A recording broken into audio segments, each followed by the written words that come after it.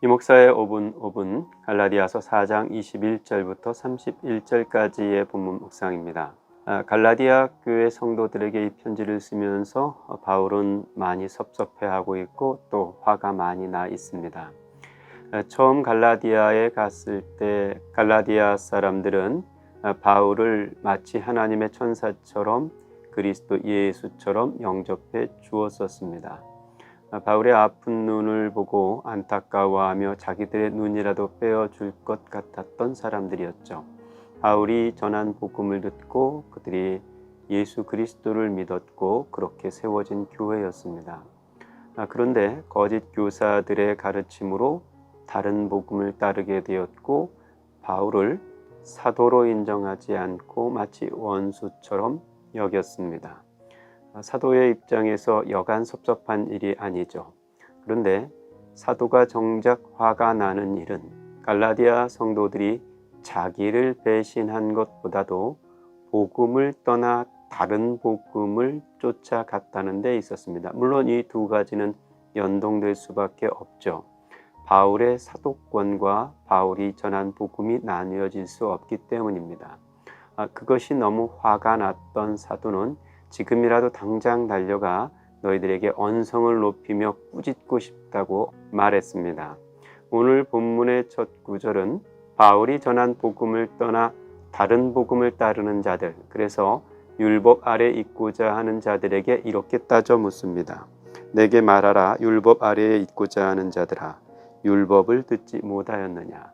율법 아래 있고자 하는 갈라디아 교회 성도들에게 바울이 율법의 원리를 조금 더 설명해 주려고 하는데, 이번에 설명해 주려고 하는 것은 아브라함의 두 아들 이야기입니다. 아브라함에게는 두 아들이 있었는데 하나는 하갈에게서 낳은 이스마엘이고 또 하나는 사라에게서 낳은 이삭입니다. 바울은 이 두 아들 이야기를 이렇게 풀어갑니다. 기록된 바 아브라함에게 두 아들이 있으니 하나는 여종에게서 하나는 자유 있는 여자에게서 낳았다 하였으며 여종에게서는 육체를 따라 낳고 자유 있는 여자에게서는 약속으로 말미암았느니라. 이스마엘은 하갈이라는 여종에게서 태어난 아들이고 이삭은 사라라고 하는 자유하는 여인에게서 태어난 아들이라고 말씀하고 있습니다.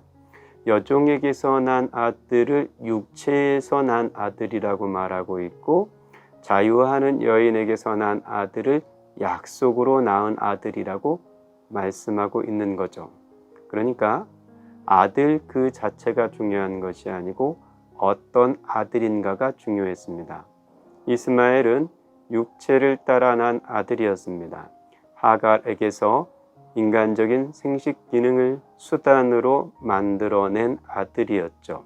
인간의 능력, 인간의 방법으로 낳은 아들이었습니다. 하지만 이삭은 인간의 능력으로 낳을 수 있는 아들이 아니었습니다. 왜냐하면 사라는 불임의 여인이었기 때문이죠. 생식 기능이 멈춰버린 여인에게서 아이가 나올 수 있다는 건 하나님의 능력과 하나님의 은혜로만 가능했습니다. 아들이 중요한 게 아니라 어떤 아들인가가 중요하다는 말이 그 말씀입니다. 육체를 따라 인간의 능력으로 낳은 아들은 중요하지 않습니다.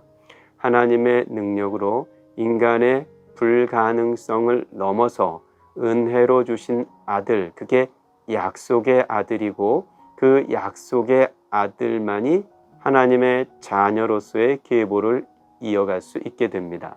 바울이 이제껏 갈라디아서에서 설명한 복음은 율법을 지켜 구원을 얻을 수 있다고 말하는 자들은 모두가 하갈의 자손 이스마엘의 아들, 종의 자식이 된다는 겁니다.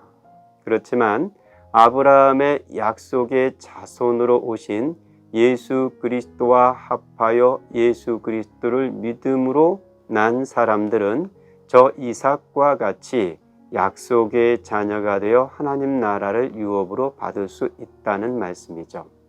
하나님께서 의롭다 하심, 곧 구원은 내가 무엇을 지켜서 이루는 것이 아니라 하나님께서 우리에게 주셔서 누리는 것입니다. 그런데 지켜서 이루는 율법의 원리가 주셔서 누리는 복음의 원리를 핍박합니다. 마치 이스마엘이 이삭을 핍박했듯이 말이죠. 그게 지금 거짓 교사들이 갈라디아 교회에 들어와 바울과 바울의 복음을 핍박하는 모습이고, 또 수천 년을 건너와서 오늘 이 시대에도 무엇인가를 지켜 이루는 믿음을 자랑하는 사람들이 지켜 이루지 못하고 주셔서 누리는 복음의 사람들을 힐난하고 정죄하고 판단하는 것과 똑같습니다. 오늘 우리가 다시 기억해야 할 중요한 사실은 판단과 정죄는 율법에 속한 일이라는 겁니다.